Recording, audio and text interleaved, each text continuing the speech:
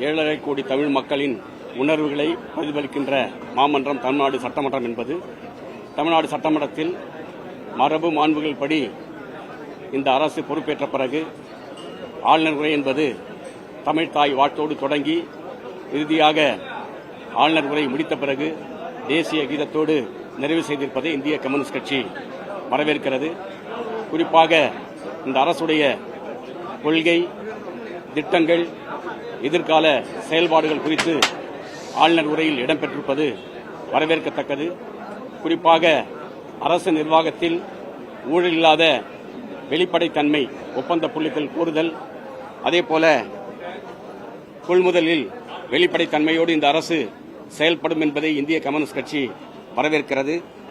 அதேபோல மாநில அரசுக்கு ஒன்றிய அரசு வழங்க வேண்டிய நிதியை முறைப்படி வழங்க வேண்டும்.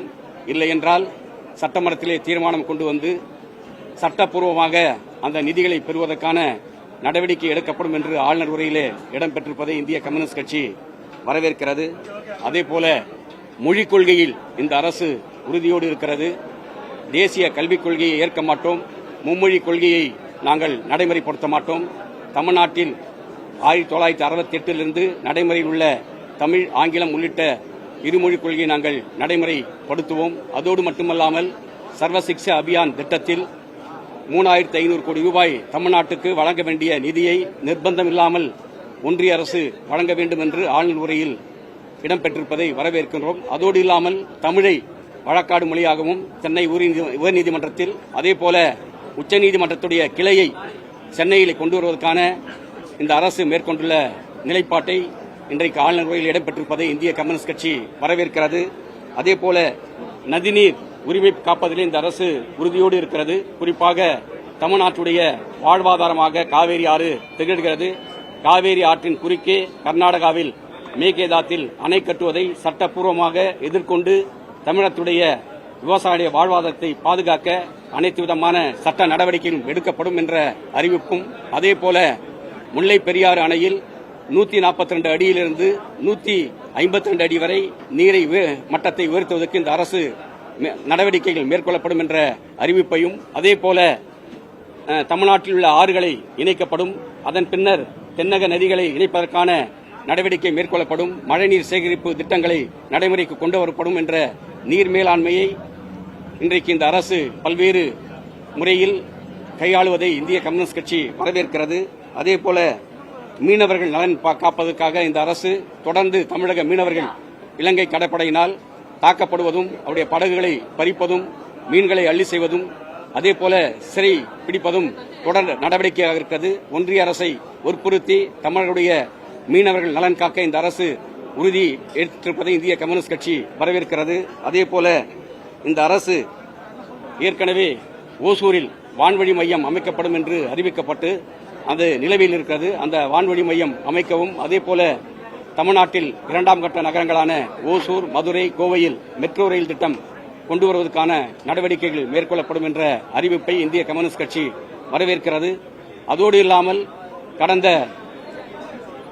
ஒன்றிய அரசாங்கம் தொடர்ந்து தொழிலாளர்களுடைய உரிமைகளுக்கு எதிராக 4 சட்ட தொகுப்புகளை கொண்டு வந்திருக்கிறது. அந்த 4 சட்ட தொகுப்புகள் கார்ப்பரேட் நிறுவனங்களுக்கு ஆதரவானவை, தொழிலாளர்களுக்கு விரோதமானவை, 100 ஆண்டு காலம் தொழிலாளி வர்க்கம் போராடி பெற்ற தொழிலாளர் உரிமைகளை பறிக்கின்ற அந்த 4 சட்ட தொகுப்புகளை நடைமுறைப்படுத்தக்கூடாது. அதற்கான தீர்மானத்தை சட்டமன்றத்திலே கொண்டு வர வேண்டும் என்பதை இந்திய கம்யூனிஸ்ட் கட்சியின் சார்பாக நாங்கள் வலியுறுத்தி இருக்கிறோம். அதோடு மட்டுமல்லாமல் 2004ஆம் ஆண்டு ஐக்கிய முற்போக்கு கூட்டணி ஆட்சியில் அன்றைய மன்மோகன் சிங் தலைமையிலான காங்கிரஸ் கட்சி ஆட்சியில் இருக்கும்போது 61 சட்டமன்ற உறுப்பினர்கள், நாடாளுமன்ற உறுப்பினர்கள் இந்திய கம்யூனிஸ்ட் கட்சி, மார்க்சிஸ்ட் கம்யூனிஸ்ட் கட்சியை சேர்ந்தவர்கள் இருந்தார்கள். குறைந்தபட்ச செயல் திட்டத்தை உருவாக்கி கிராமப்புறங்களில் வறுமையை ஒழிப்பதற்காக ஆண்டுக்கு குடும்பத்துக்கு ஒருவருக்கு 100 நாள் வேலை வழங்குகின்ற மகாத்மா காந்தி தேசிய ஊரக வேலைவாய்ப்பு திட்டம் கொண்டு வந்தது.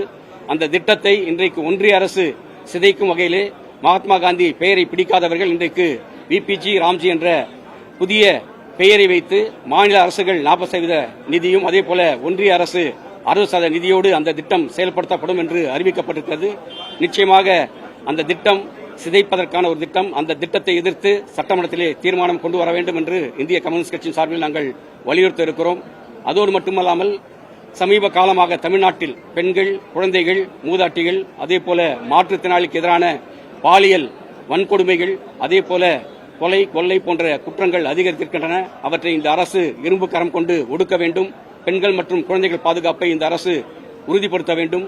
அதேபோல தொடர்ந்து தொழிலாளர்கள், விவசாயிகள், விவசாய தொழிலாளர்கள், அதேபோல அரசு ஊழியர்கள், ஆசிரியர்கள், அமைப்பு சாரா தொழிலாளர்கள், உள்ளாட்சி அமைப்புகள், நகர்ப்புற உள்ளாட்சி அமைப்புகளில் பணியாற்றுகின்ற தூய்மை பணியாளர்கள், அதேபோல மருத்துவம் மற்றும் மக்கள் நல்வாழ்வுத்துறையிலே பணியாற்றக்கூடிய மருத்துவர்கள், செவிலியர்கள், அதேபோல ஆஷா பணியாளர்கள், மேலும் போக்குவரத்துறை, மின்சாரத்துறை, அதேபோல டாஸ்மாக் துறை, மேலும் அங்கன்வாடி, சத்துணவு துறைகளில் கடந்த 15-20 ஆண்டு காலமாக ஒப்பந்த அடிப்படையிலும் அவுட் சோர்சிங் முறையிலும் பணியாற்றிக் கொண்டிருக்கிறார்கள்.